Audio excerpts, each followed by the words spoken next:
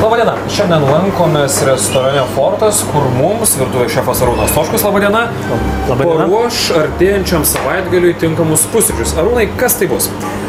Paruošėme puikius pusryčius, kurie tinka visai šeimai. Tai bus vieni pasaulyje garsiausių pusryčių, tai bus Benedikto pusryčiai. Kuo jie garsus? Garsus, kad jie yra gan sudėtingai pagaminami, bet sudėtingai ir lengvai, nes įeina labai daug atskirų detalių, atskirų pasiruošimų būdų, bet viskas sudėjus gaunam puikius pusryčius. Ir ko mums šiandien reikės tam? Tam mums reikės šiandien kiaušinių, tai ką mes turime visą laiką namuose. Kiaušinių, pomidorų, šviežių prieskoninių žolelių, tai gali būti bazilikas, petražolės, karšto rūkymo šoninės, sviestas. Ir mes naudosim šiandien sviestinę bandelę, o galime naudoti ir tostinę duoną. Dabar pradėsim nuo tokio, kuris imliausiai, kuris užima darbą, tai gaminsime olandišką padažą. Tai va, kiaušinius atskiriam baltymus nuo trinių, tada žiupsnelis druskos, trupučiuką pipirų ir trupučiuką balto vyno acto šlakelis.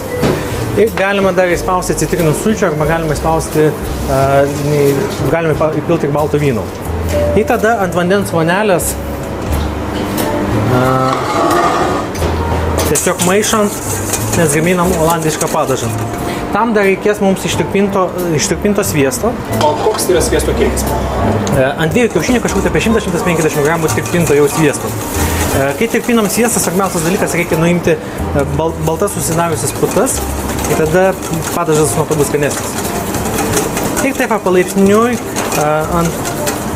vanduo neverdavo, tiesiog taip palaipsniui kaista ir maišom, plakam, kol trinys sutirštėja.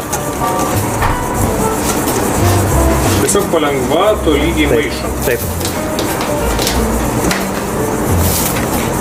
Negalime taip iš karto labai daug sviesto įpilti, nes tada gali tiesiog neišeiti padažas sutraukti. Labai dažnai būna, kad šitas padažas tiesiog neišeina, nes jis yra labai įnoringas, bet vat matom, jis jau po trupučiuką jau tirštėja. Ir tiesiog pilam sviesto tiek, kad nesijaustų kiaušinio ataskonio padaže. Ir jeigu mes perlaikysim, tiesiog irgi taip pat padažas susirauks ir atskirs riebalai nuo visų kiaušinių. Ir padažą mes pasigaminam. Ir tada tiesiog beriam pakapoto jau petražolių. Galima karapų, galima svogūnų laiškų. Ir tiesiog lengvai išmaišom. Pasistatom keptuvę be aliejos, be sviesto, be nieko.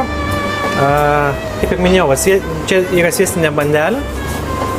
Ją pjaunam per pusę, galim panaudoti tostinę duoną arba kokią kitą šviesią bandelę. Ir tiesiog ant keptuvės ją paskrudiname iš abiejų pusių po porą minučių iš kiekvienos pusės. Bet Arūnai, jie galima paskrudinti paprasčiausiai ir orkaitėje, ar... Galima paskrudinti orkaitėje, jeigu turit namuose tosterį. Kol skrudinam duonelę, mes užsivirinam vandens.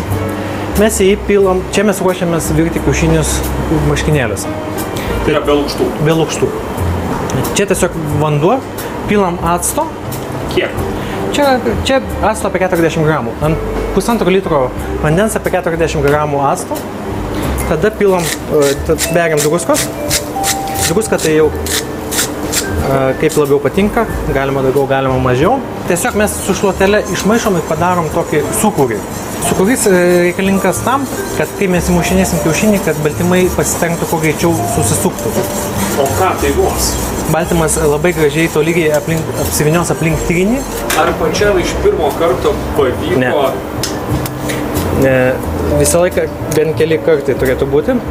Čia baltymas pabėgo trupučiuką, nes per mažas sūkurys buvo. Jeigu patinka labiau skystesnės, tai iki minutės pusantros.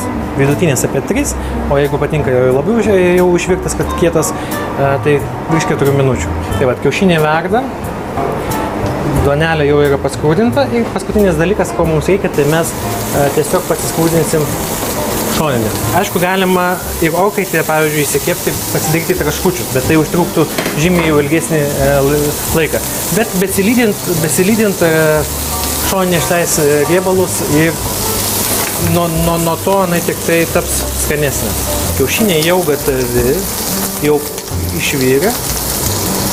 juos ištraukti tiesiog su kiaurasais. Taip. Turimų stalčiuje. Taip, jeigu prieš tai padauginom šiek tiek druskos ar kažko tai panašaus, tai juos galima nuplauti po šaltu vandeniu.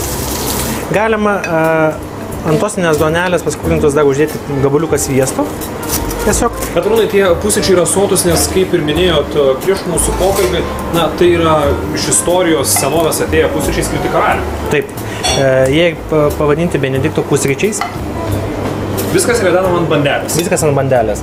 Tada dedamės kiaušinius, tada trupučiuką petražolių, trupučiuką juodų pipirų. Viskas yra kuriama čia ir dabar. Taip. Tada mūsų pagaminta olandiška padaža. Kuris vėlgi keliauja ant kiaušinių. Tarsi, na, statome puošnį. Taip. Papuošime vynuoginiais pomidorais. Tai galėtų būti, na, kitokios daržovės? Taip. Šitie pusryčiai tinka ne tik su daržovėm, čia gali būti šparagai. Galėtų tikti sūdyta lašiša, galėtų tikti vytintas kumpis. Ačiū restoranų tinklo Fortas virtuvės šefui Arūnui Stoškui ir ką linkime gražios dienos ir puikaus artėjančio savaitgalio. Ačiū. Jums taip pat.